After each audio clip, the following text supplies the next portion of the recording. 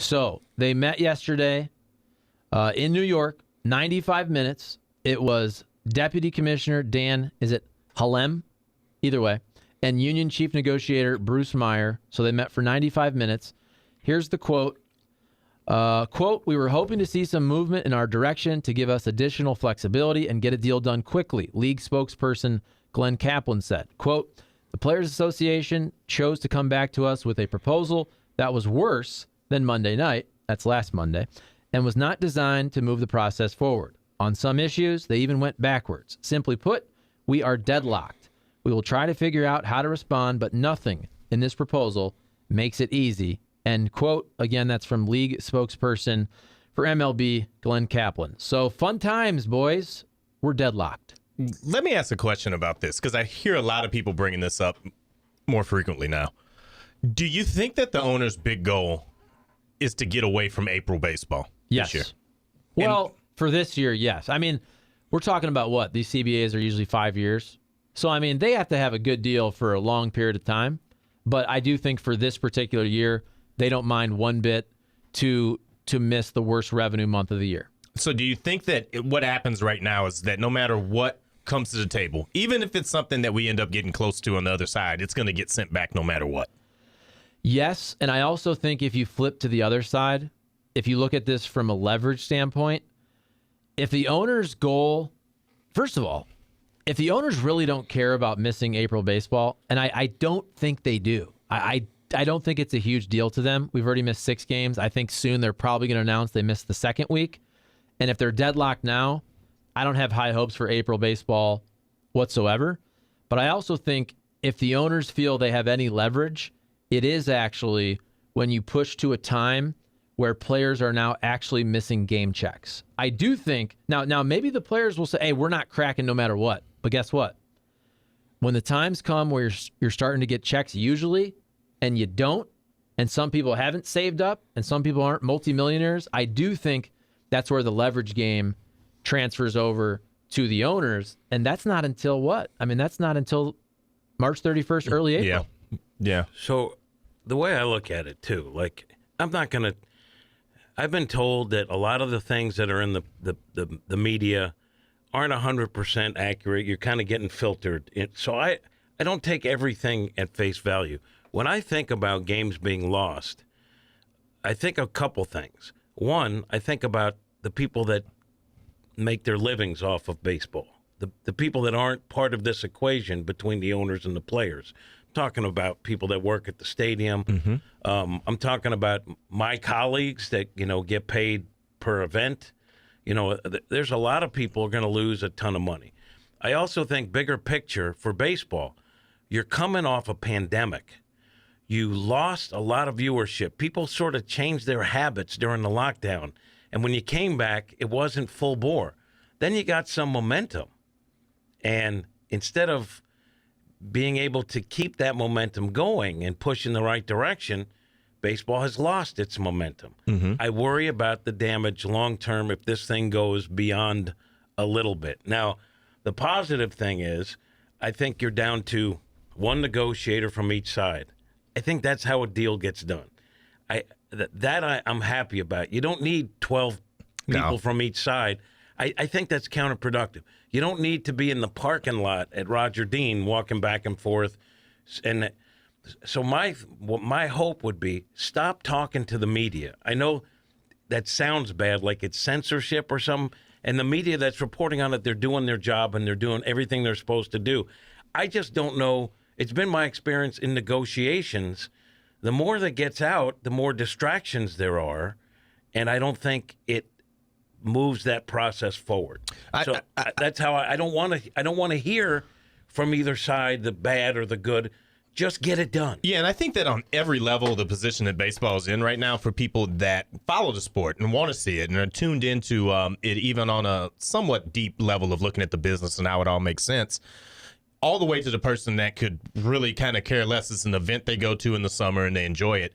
This looks bad all around, every way that you look at it. If you look at why it's happening, when you have to ask questions like, why are we trying to make a system within the sport that continues to incentivize losing, not paying players their fair wage, what Willis still making sure that more money gets made by the owners.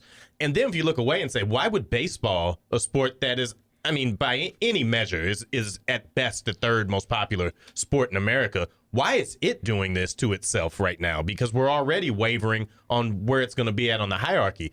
It's a complete loss, and I got to start wondering if at this point it's beyond there being a win on the PR side, no matter what at this point. That's fair. I'm hopeful they play.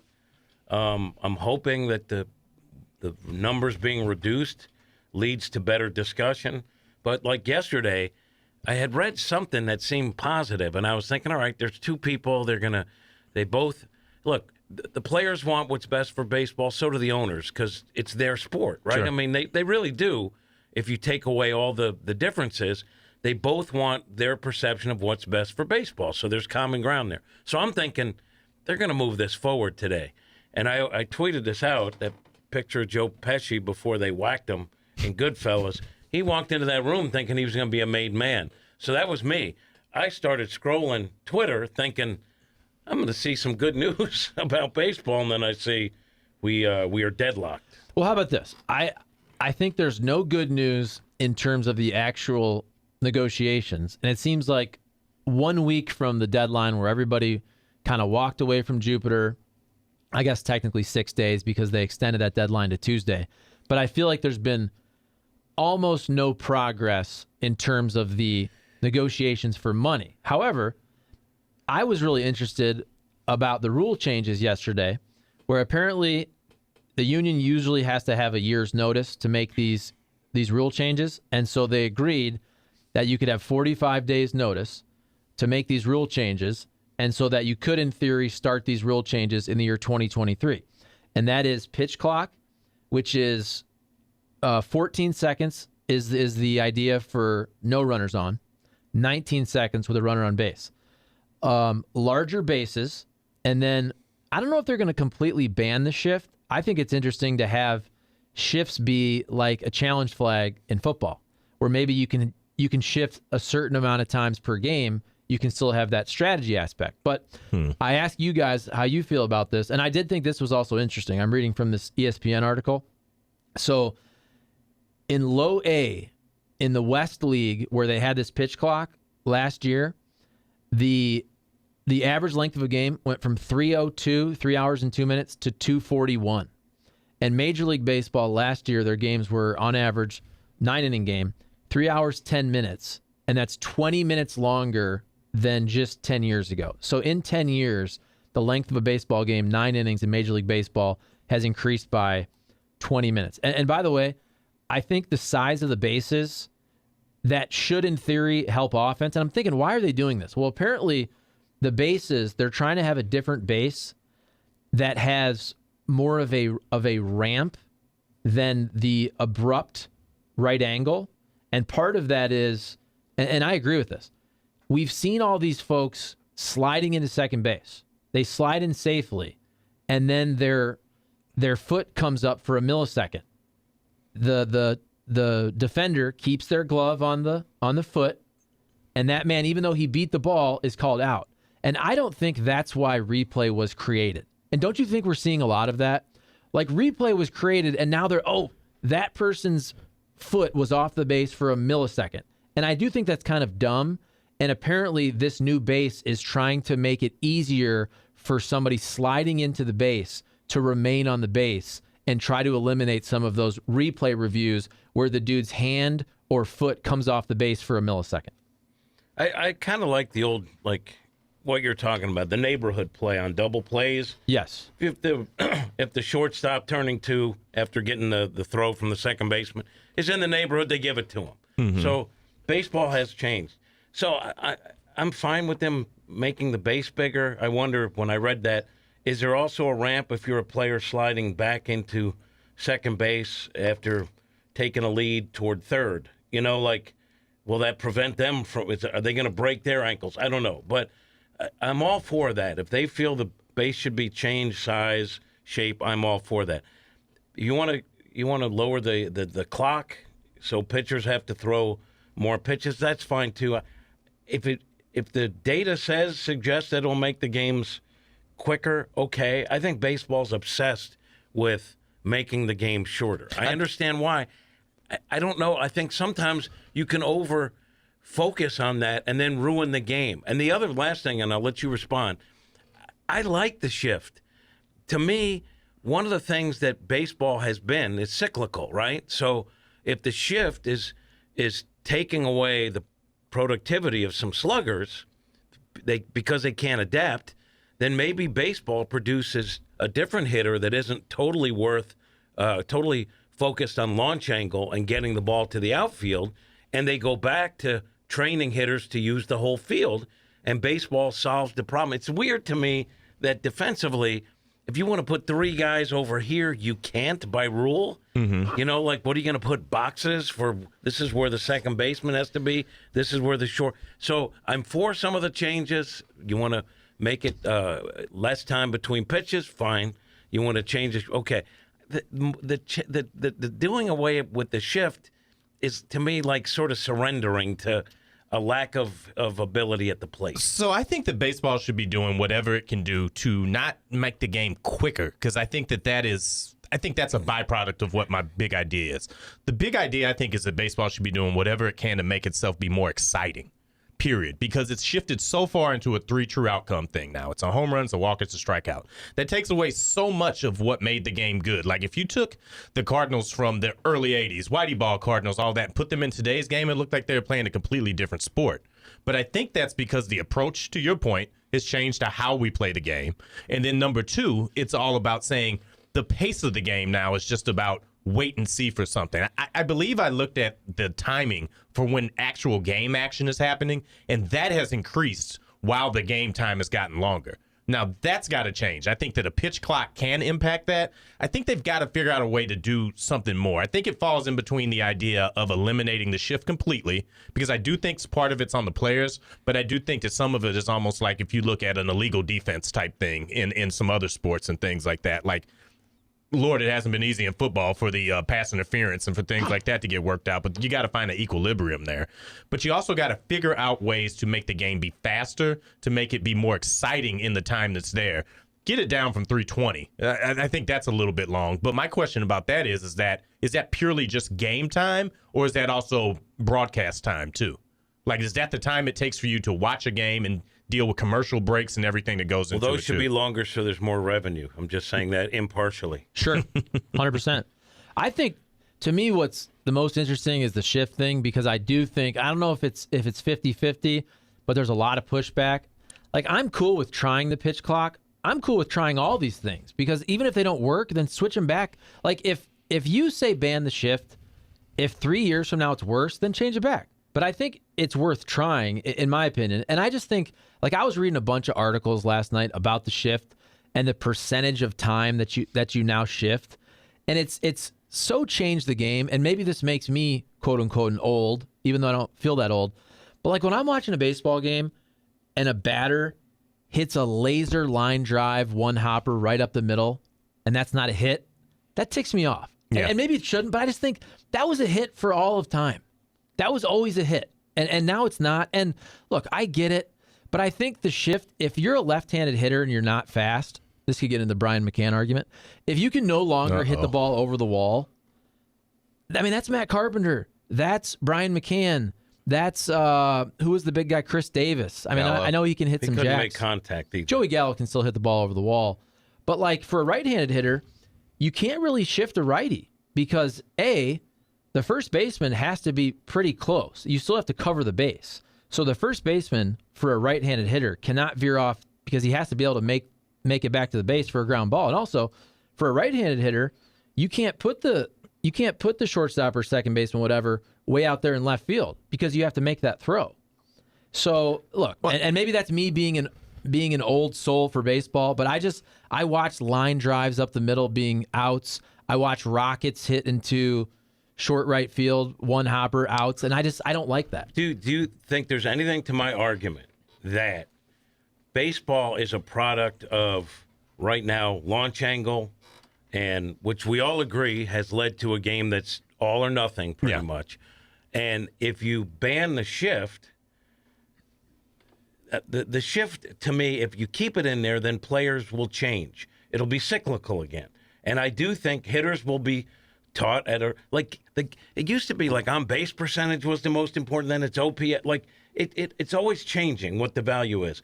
I think if you keep the shift in there, the next generation of hitters will be taught how to make the most out of the shift so it benefits you, meaning hit the whole field. Don't worry about launch angle and just trying to blast one.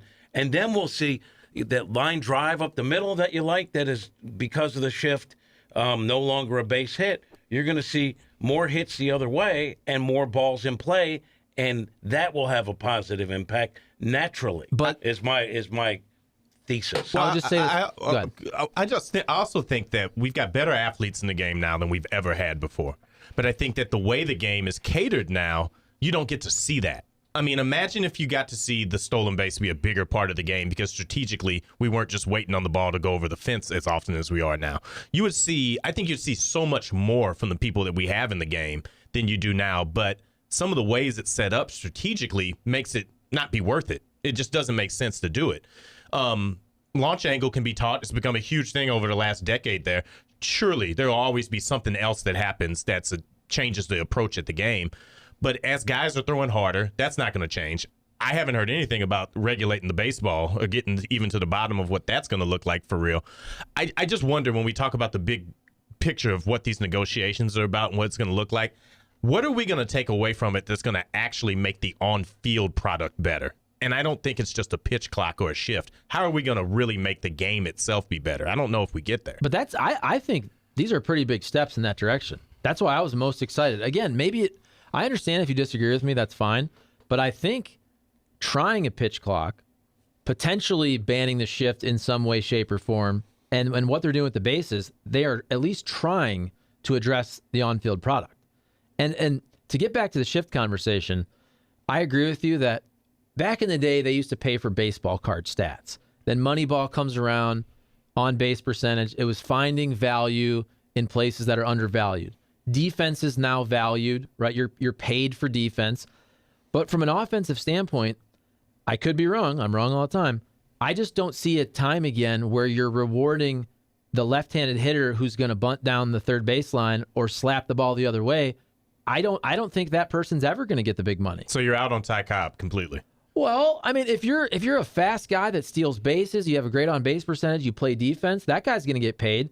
But I think what you're talking about in a way is turning the prototypical left-handed slugger into Rod Carew or Tony Gwynn. Those are great players. Those are Hall of Famers. I don't think they're going to pay for those type of stats as much. I mean, if you hit 300, but you don't have a high on-base percentage and you're not a slugger, I mean, that's the whole reason somebody like Joey Gallo is still worth a lot and he hits 200, because his slug and his OBP are so high that man is still very valuable. I don't see baseball paying the slap hitter big time contract. So the big push has been for the DH to be universal, though, right? So that's been packaged as a better opportunity to be able to get more guys into the sport, to be able to have more contracts that are given out.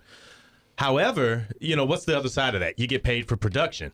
And if you've got a lot of those guys that you've got a new position for in the National League, 15 new guys are doing it, but they're just slapping into a shift and making outs, well, those guys aren't going to get paid eventually anyway. So both things got to make sense together somehow to me. I always think, and I've brought it up before, but it was one of the most eye-opening things. David Freese, who we all love, when he was with the Pirates, I did an interview, and he said he's learned a ton from the young hitters on the Pirates. Not that they were any offensive juggernaut, but they convinced him to change his approach. He said, I grounded into more double plays than I should have because my approach was always up the middle, up the middle, up the middle.